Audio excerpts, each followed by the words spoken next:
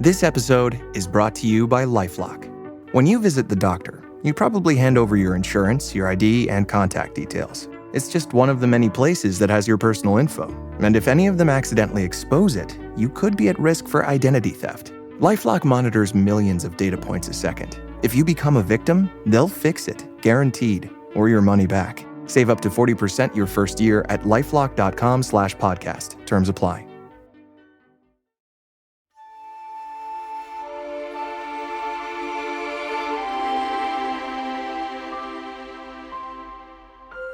You're listening to ModifedRoll, part of the Potteration Network.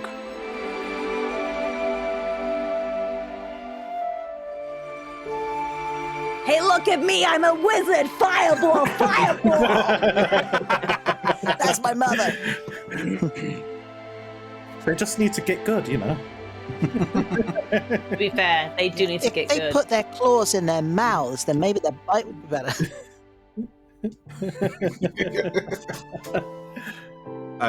So yeah, I will grab and I will just, if any, I can even just fall back in and while I'm in the water, use the rest of my movement to just turn on top of the creature, and I just want to kind of hold him. I'm just amazed at Yeah, so... underwater ground and pound, poor bastard. It's a suplex! You're just going to hold him there. So I think with Tristan like taking it into the water, she just leaps on it and is just punching, like holding it down, punching it in the face, just going, "I stitched this tunic this morning."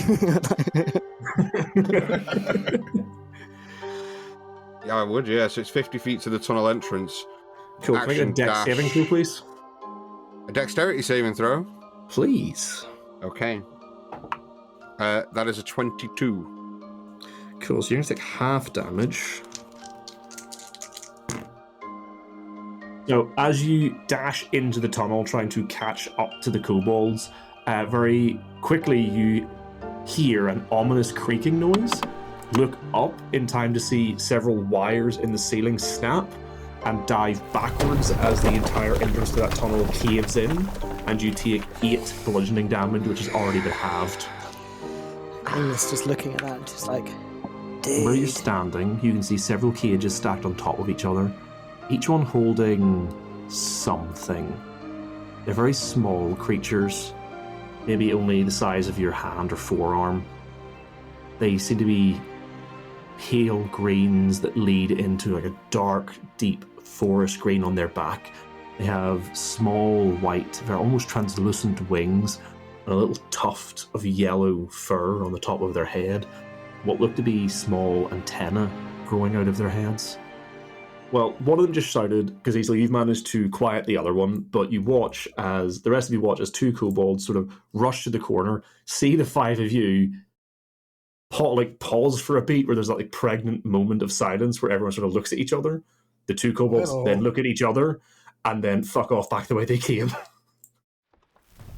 Boom! As something opens and closes very loudly. Okay, we can get pets later. We should probably deal with this. Okay, it might not have been the best plan. So currently you have one unconscious kobold, and Kazizel, you have one restrained and quiet kobold. So I shift my hand away from its mouth, but I've still got my hand axe towards its throat. And I'm like, where are they going? Have you moved so it can see you, or are you just still behind it? I'm gonna move so it can see me. Okay. It like its eyes dart up, taking you in. It's like, you're not. Never mind. We mine here. We paid to mine. What are you doing with these creatures in cages? Its eyes dart to the little creatures in cages back to you. It's like, selling them? No, you're not. Well, we were. No, you're not. Okay. We're going to set them free, and you're going to tell us where your friends are going. Again, I do not know if I want a bunch of these. I'm looking at this thing and thinking, I don't know if I want a bunch of these things free. So again, these things are they're like 3 to 4 inches long, each one. They're very small. You know, I'm looking at the tokens and they're medium size. Yeah, so okay. I could size them down, but that's the tokens. So you can see them. Tiny dragons, remember? But Tiny sorry, knees. so you said you're going to set them free, and you asked where the other one's going. Other kobolds, run, hide. What kobold do? And where will they be hiding? Tunnels, caves, away, And where do these tunnels lead? everywhere. What is it that we're actually trying to find out, gang? Yeah, because we want to know. Well, we want to know why the kobolds are like so active now. We're not really You here to wanna take know them what out. We just want to find with them. Yeah, what they're Yeah, doing. you want to know what they've been doing. Like so far, you've We're had on a like one thing. fact-finding mission. You got a little bit of information there, which was like they're mining because they're being paid to mine, but nobody has like pressed that one yet. We can't understand Jordan? them though. Exactly. Jordan, could I Yes. stretch a point on my 17 nature roll? Would I Yeah. have any idea looking at these that they might have a poisonous aspect to them? The ones you're looking at do not appear to. Okay. But like I said, you can hear more noises from coming from further in the cavern. And are they? And does do you know if they are normally aggressive? Like I say, even with the 17, no idea what these creatures are. Oh, yeah, she doesn't know. Everything milking that these Imlith guys. knows, they have inferred. At the moment, she's just knelt down by the. I will actually say with the other kobolds having run away, the noises you heard before are now louder. You're We should be ready for something. So I will pass on what I'm getting from this kobold to the party as well. Did they say who their boss is? Good question. And then I turn back and say, who are you working for? Halfling on river pays us to mine these, bring them out. What halfling? You can see he's like genuinely trying to remember his name. I don't know, never met. Clan leader deals with him. What does he look like? I just said I never met. What are you, stupid big man? I don't mean to rush you, Kaziza, but something is getting closer and louder. No, it just sounds. I will say nothing sounds like it's getting closer. It sounds like it's the same distance away. But now that the kobolds aren't there, like hitting, you imagine something similar was happening further in, where they were now hitting the quieter, cages so to we can make hear them. it Oh, it's better. quieter. Oh, okay. No. Like you can hear these noises more, but now that the kobolds aren't there hitting the cages to frighten them, they're now just making more noise. How many of you are deeper in this mine? You can see the kobold starts to like hold up fingers and goes, "Lots." Yeah, like we don't know what you're saying, but we feel like on. Imlith will move forward towards those noises. She'll look at you all and just say, "I'll go and see what that is while you're talking." Yeah, Tristan will have walked back across the water to wherever those noises were coming from as well. Yeah, Hark will follow. This guy's out cold anyway. So I just dropped the kobold. So I'm still passing this information on as well. Yeah, you're still like you guys can like talk to each other. I'm not going to assume the conversation has stopped, but you guys dip around the corner and are able to make out more similar cages arranged sort of haphazardly. You see in several cages are these brilliant, vibrant purple and green looking creatures. Purple and green, bit like that paralytic poison hay. You know what? I reckon they are milking this dragon. I reckon they are milking this creature. Without its consent. Funny to say that because We do not stand for non-consensual milking. Imlith didn't get past milk. She's like, "Huh?" Oh, funny no. to say that because next to the crates with the purple and green creatures, you see several tables on which are multiple empty bottles and several small wooden crates in which are several full bottles. There are funnels, and you see like the table itself has, whenever American schools do the frog dissection and they have them like Oh yeah. tied down. You see like a very makeshift version of that with like leather straps in the table where they're quite obviously pinning these creatures down. And even as you watch these purple and green creatures look almost like frog-like in terms of shape, but with this brilliant purple and green, almost, again, it's part of its body, its scales, but it's shaped into this beautiful flower-like shape sprouting from its back with a long tail with a bright greenish-white bulb shape on the end. We need to let them go. Even as you're watching these creatures with little tiny horns and these wide mouths, as they watch you approach, you see their throat distends like a toad. You realize that's one of the noise you could hear, and you can see one of them shake, and as it does, several droplets of this purple and green liquid shake off of its body. I'm just going to use a rope to kind of restrain this kobold that I'm dealing with. You tie him up. And just for more information for Tristan and Imlith before you guys decide to do something, even further in another alcove, this time with no table, you see, this time not in cages, but in large jars. You see these almost like little, almost honeybee-like, but larger, and again with a very similar face shape to the first creatures. You see a creature that looks like this. Oh. Oh my god. Okay, fine. We gotta say we gotta say these creatures. These are just Pokemon. This is Pokemon. This is the cutest fucking thing in the world. So let me just double check what size they are. Actually, because I said they're in a cage. We got to save them all. This is a Team Rocket operation we've walked into. Yeah, so you watch Literally. these creatures. These creatures are very specifically quite different. They're much more insectile. Like the first one you saw had like insectile qualities, but this one is very much 6 legs. It has a very distinct thorax. They have a chitinous exoskeleton, but also have that like little fluffy fur, almost like a bumblebee, around its neck and legs. And they, as its wings go, they're making a buzzing noise. How secure do these cages look? The cages next to where you first came in and the ones with the purple and green creatures are kobold in make, so not very. Like I said, the ones that are holding these bee-like creatures are jars, so you could pop the lid off and that would be it. In that case, now that I've tied down this kobold, I'm going to use my axe to just break open the doors to the cages. Are you not going to tell us that? What you guys hear is a smashing noise, and then the flapping of very light wings as you guys watch as these creatures that were held in the cages where you first came in drift up. You watch as their movement is almost like a dandelion drifting on the wind. It's very light and breezy and soft. And you watch as they look you over, all of you as a group, and then they begin to drift past Tristan and Imlith and head out south through another part of the cave.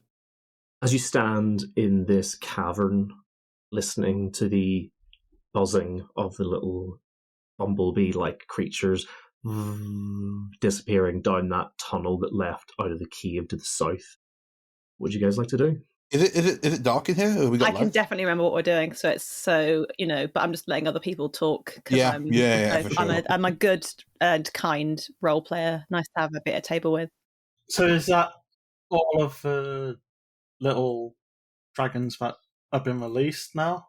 Yeah, I'm going to say that if your intention was to release all of them, then yeah, they're pretty much all released. Yeah. And they all would have, instead of like leaving the cave, you watch as they all sort of like drift down that tunnel that sort of leads further down. Hey there, I'm Hugh from Moderation, and if you like today's show, why not check out Roll for Riz, a podcast as ridiculous and cheesy as its title implies. You might have heard of Isekai. You might have heard of Reverse Isekai. But have you heard of D&D Reverse Isekai, where an adventuring party finds themselves in modern-day Japan with their powers completely and utterly intact? It sounds ridiculous, right? But it sounds like you want to listen to it, right?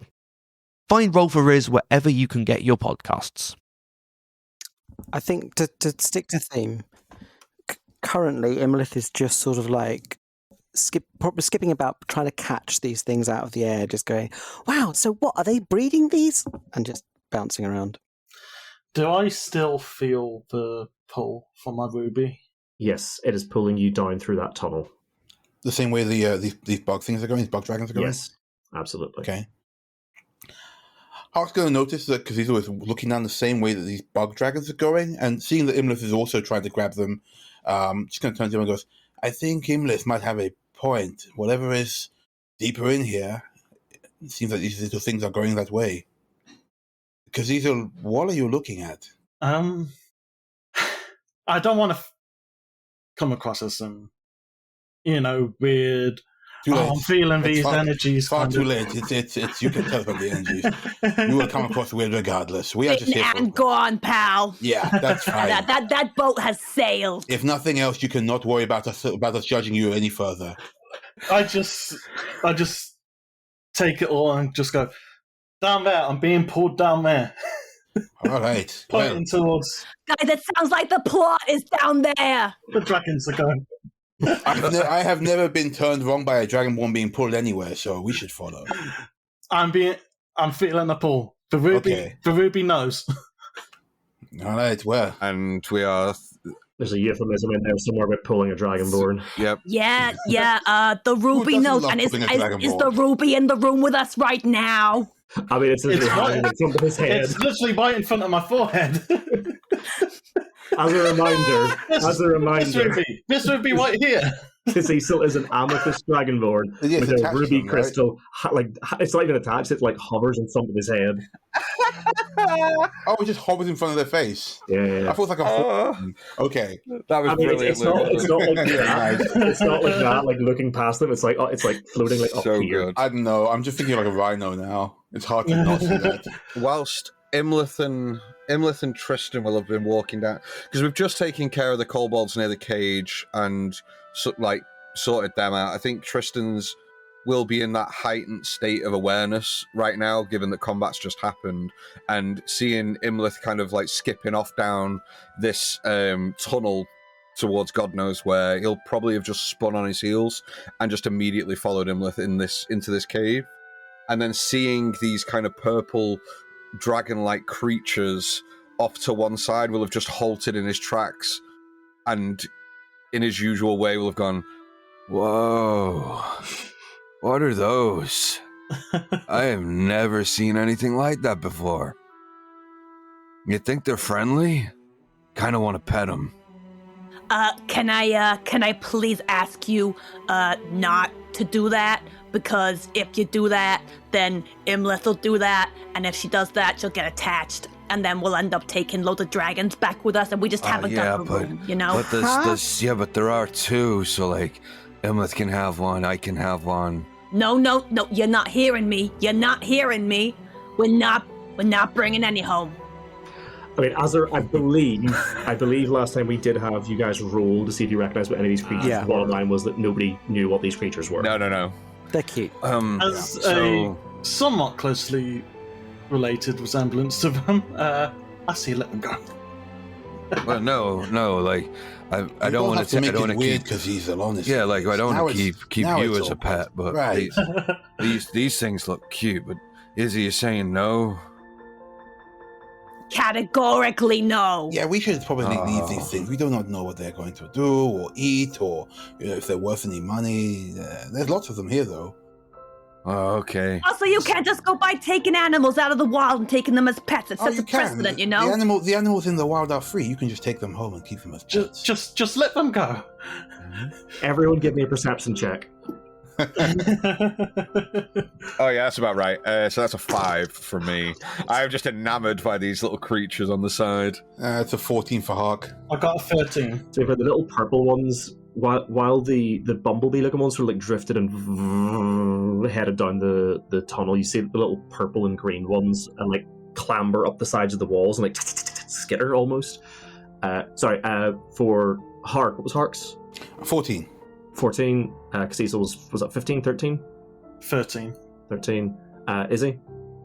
15. 15. And Imlith?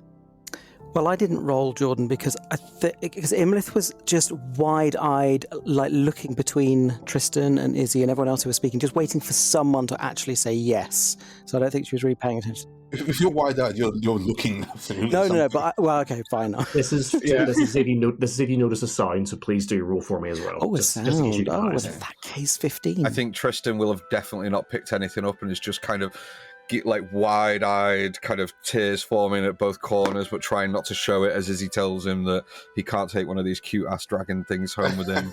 And he feels really dejected, but understands why, but there's that inner conflict happening right now, like, oh...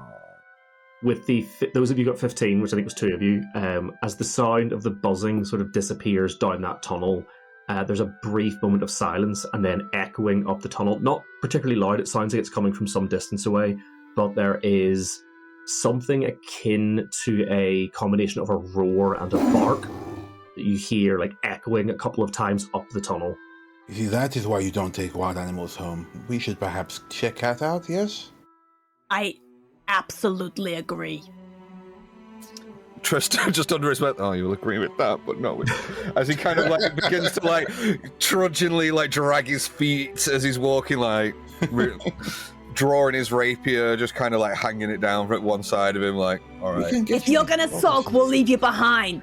No, we'll get him a dog or something when we get our dogs are fine. There are dogs everywhere. I missed my last party.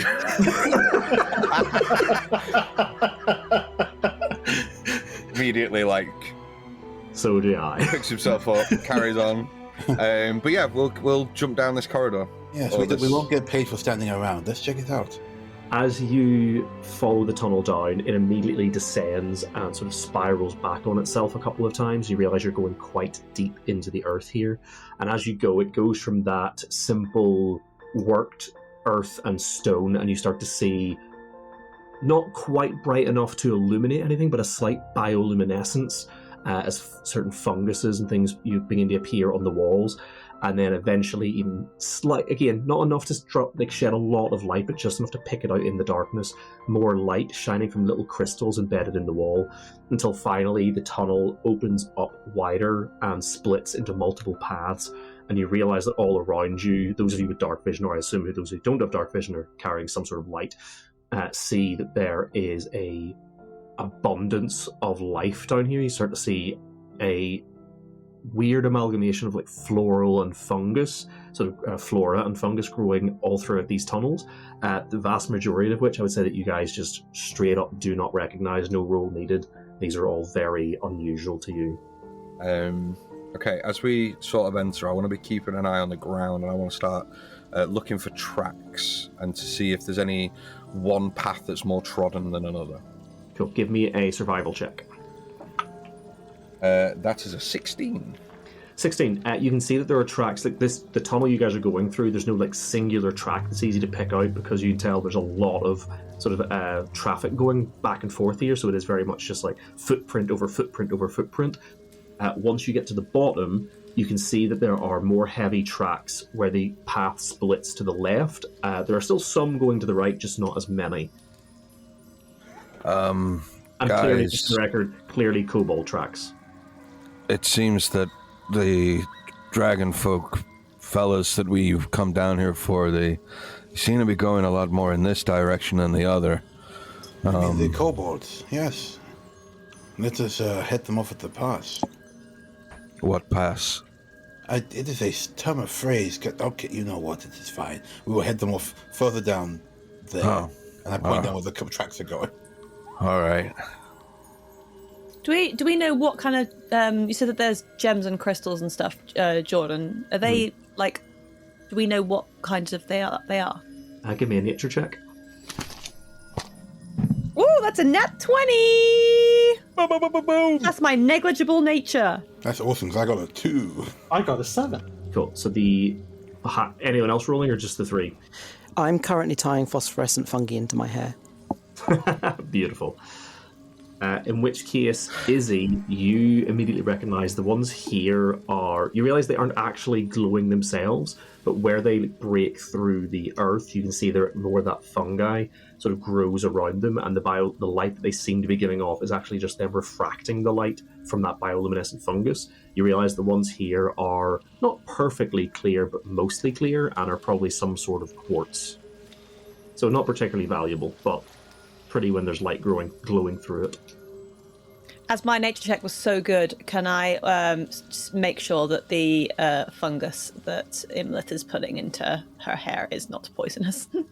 I'll say yes. With that same nature check, you can tell that it is not, in fact, poisonous. But you do realise that after it's been picked, the bioluminescence will probably run out in like an hour. Alright, I'll leave her to it then. She can have her fun. Look, I'm an anglerfish. And I stick my tongue out with a glowing fungi on it. You sure are, honey. You can be whatever you want to be. I think that Tristan will start to move up the left-hand path quite slowly, holding his rapier at the ready, just in case anything kind of... Just in a state of readiness more than anything. Yeah. Yeah, I think Hark will follow. Cool. You start to hear, as you begin to move down, you haven't heard that roar again, but as you begin to move down this path, you start to hear it again, that almost like barking like roar echoing about these caverns. And it does sound, because of the nature of the caverns, you actually hear it coming from both directions, but it does sound louder coming from the left. Okay. Tristan will put his hand into his little satchel at the side and pull something out and keep... It's a small item, but he'll keep it in his hand at the ready as we move deeper and deeper into this cave system. Is the pull getting any stronger as we go further in? It's been pretty steady the whole way down. Now that you're down here, it seems to be pulling you like northeast across the cavern, like down these paths here. But yeah, it's still about as powerful as it was before. Okay. So we're definitely going the right way. Let's just stay together, okay? Like what? Yeah, like it's probably a warren down here. I don't want to get lost. I was gonna say, if you're gonna move as a group, I'll just... You mean you don't want us to split up? Well, let's see what we are dealing with. We know that there are kobolds down here. That's our job. Khazis will also sense this down here. Khazis will also sense something down here, which seems to lead to the kobolds. That's their job. So, Khazis, you should go in front, and we will make sure that you do not die immediately. It's about as you're having this conversation that you round a turn in the tunnel and you see that it opens up into this massive cavern. You can see in the middle is a sort of naturally formed pool, and even as you're watching you can see drips sort of falling down from the ceiling above and catching the light from this bioluminescent fungus and sort of dripping into that pool in the middle. And around it are more of these sort of natural floral and fungal growths. And you actually see in the larger cavern, where the fungus you've all seen so far has been little tiny pieces sort of like growing out of the wall, there are these massive stalks with broad brim caps that sort of like take up a large portion of the space in here. Okay. The barking sound doesn't sound like kobold barking. I assume. No, it does not. It sounds like akin to a roar. In fact, anyone who would like to try and sort of like put a sound to it can give me a nature check. Is it still going in the background? Can you still hear it? It sort of like intermittently happens, and it does sound like it's like moving. It now that you can see the cavern opening, it sounds like it's coming from like if you're looking down that tunnel, it sounds like it's coming to the left and moving further left. The more you hear it. Okay. Natural 20 on my nature roll, so that's an 18. I got an 18. Yeah. I got an 18. 16. Tristan will be busy with his rapier, drawing an arrow back up like the way we've just come from. Hearing Izzy saying we don't want to get lost, he'll have just had an existential crisis moment and gone, yeah, sure, that's a good idea. And just like drew an arrow on the floor. Well, pretty much everyone but Tristan then.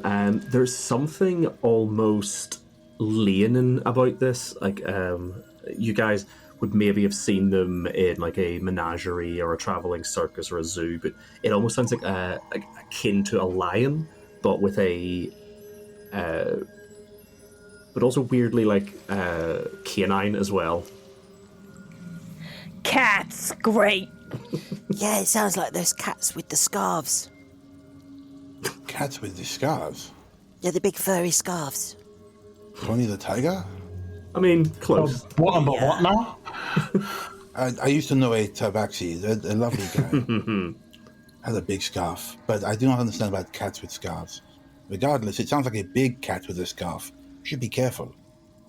We should be careful of any and all cats. Well, at least a few of my kind of variety.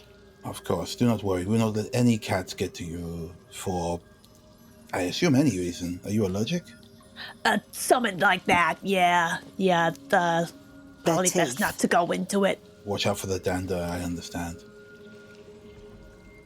Because these are, yes. Any further thoughts? Your nose rock leading you any deeper? I feel like we're heading the right way, but that's as far as I know. It's been about the same since we've been going this way, but... Well, yeah. You are our divining rod, as it were, and the Kobold Prince lead the same way. Please, take the lead. I can assure you that we definitely will have your back. Please, for the love of God, somebody move down the tunnel. Yeah, I know. The Emperor's got a place to go. I'm asking. We absolutely might as well move in the direction of the scary Yes, roar let us on the follow. on the advice of a crystal. Cool. Those of you who make it to seems plausible. the second you get to the end of this tunnel where it opens out into the cavern, Casiso leading the way, you immediately spot to the left a collection of kobolds, and I believe from where you're standing. Sakaya, come join us. Yeah. So from where you're standing, you can see these kobolds, and you see they're like spread out in a line, and they're advancing slowly, again further left out of the cavern that you can now see into, and you can just about make out that what they are doing, they're clearly trying to encircle and corner something. And from this distance, it's hard to make out exactly what they are, but you see another dragon-like creature again with these floral aspects to it. You see an almost completely white body with green accents on the feet and down the back, except for around the base of the tail and like around its neck are these massive, beautiful red flowers. And what you're seeing for those watching are something like that. It really is a big cat with a scarf. You were completely right.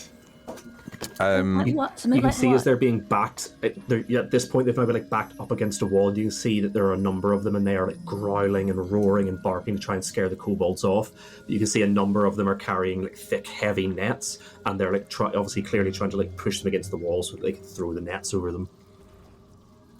Given that the attention of the kobolds is not in our direction, I'd like to run as stealthily as I can up towards...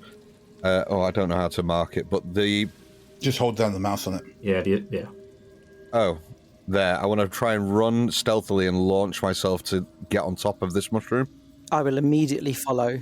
I would say that mushroom is probably about 5 feet tall. That's okay. I'll immediately follow, because wherever Tristan goes, it tends to be fun. And also, I want to help pussycats. I'm gonna go as well, because our job is to take out kobolds, and let's help pussycats. I want to save the creatures. Also humanitarian stuff, but mostly we're getting paid to punch people. So, is everyone going to try and move stealthily? Wait a second. Sorry. Yeah. Is everyone trying to move stealthily? Right. Everyone give me a stealth check then before we roll initiative. Okay. 17. Dirty 20. 17, dirty 20. 4. 22. 12. Okay, the average of that is pretty high, so as long as you guys are moving as a group, you will be able to get up to... Essentially, you can like space yourselves out, but you get as far as that sort of mushroom is.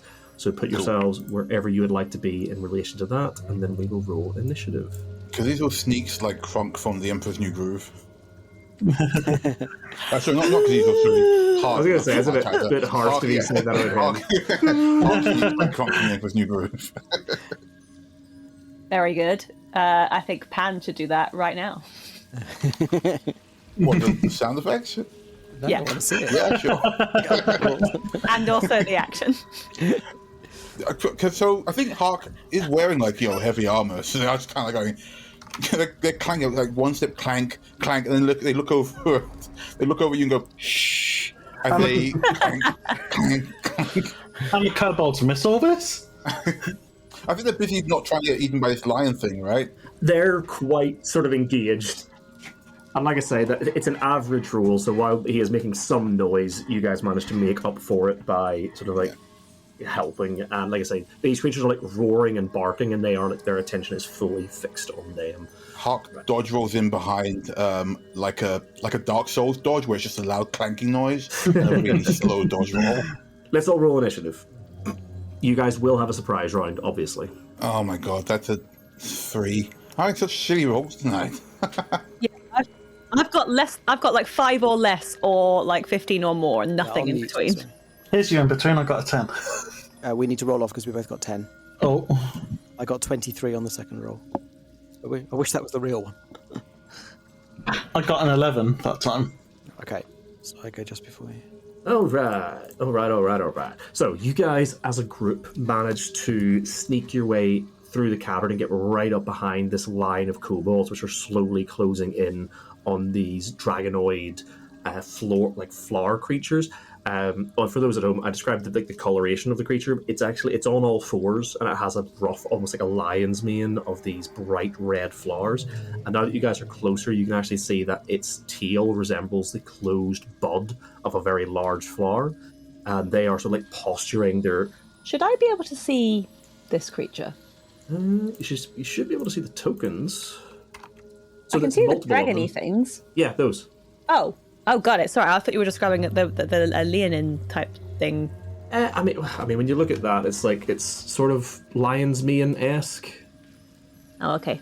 It's like a lion dragon thing. Quite small. Yeah, lion dragon. That's why I said it's like part lion and lion part dragon bog. like canine. It's like part dog almost as well. Sorry, I misunderstood. Yeah, it's alright. I probably didn't describe it very well. Because I'm looking at the picture being like, how can I describe this thing? I'm probably going to put pictures of these up on the Instagram anyway, because nobody's going to know what these creatures are, because they're not standard D&D monsters. Anyway, you see them like posturing and puffing up their chest, and the flowers on their make up their ruff actually start to shake a little bit as they growl and roar at the kobolds, trying to scare them off. But it does not seem to be working. Well, that's it for this episode. Thanks very much for sticking with us. As always, thank you to Lixie B for our wonderful logo, Jeff for all the amazing artwork he creates that you can find on our online store, wonderful sponsors DN Dice and Arcanist Rum, links for both can be found in the description, Michael Gelfie and Monument Studios for allowing us to use their tracks in our scoring, and of course all of our wonderful Patreon supporters who have allowed us to continue creating additional content for the podcast. Your support means the world to us, and we can only hope that with your help we'll continue to make great content. So that was the beginning of our third guest one-shot recording. So that was the second part of our Kazisel one-shot with all of our wonderful guests. As with the last episode, just a quick correction in terms of who our guests are and where they're from. Obviously, Lou is still from Of Dice and Them. Pan is still from Cosmopunk and all the other wonderful stuff that they do. But as before, Sakaya was with the transmissions but has now stepped away, and I believe they're hoping to continue on with the Black Teeth production, which was the one that they were predominantly heading up. And Dan, as I said, was, when we originally recorded this, was with Tales on Tap, then moved to Dice by the Sword and has now stepped away and has taken a bit of a break from a lot of the podcasting and streaming stuff. And like I mentioned at the end of the last episode, Dan has actually got me into LARPing as well. He picked up doing Empire LARP back in E3, and he had convinced me to give it a go, so I went to E4. I had an absolute blast. I'm definitely going to be going back next year for more of the events. I've had such an amazing time, met some amazing people. But I was thinking, some of you guys might have seen them before, but I got introduced to Fake Swords, Real Feelings, which actually it turns out I already knew the guys who run that through podcasting. They're the same team who do Hearthfire Tales. I actually could have interviewed Dylan for our Explore the Lore a couple of years ago, back when he was just first getting into LARP. But if you've seen Fake Swords, Real Feelings, it is the team from Hearthfire Tales who go to Empire LARP, will recap some of the events that happened while they were there. I was thinking about doing something similar. Obviously, like I said at the last episode, there are a lot of podcasters I know who are attending Empire, and I thought it'd be interesting to sit down and record some stories from myself and from them. If that's something you'd be interested in listening to, let me know. I was thinking maybe just putting it on our Patreon for free to begin with, but if some people are interested in it, I might even put it on YouTube. But the very exciting thing that I haven't been able to talk about is going to be released next Tuesday. So keep an eye on our social feeds, because there will be an announcement going up about the really cool project that I got to help with. So keep an eye out for that. But that's everything for this episode. So thanks very much for sticking with us, and we'll see you soon. You've been listening to ModifedRoll, part of the Podderation Network.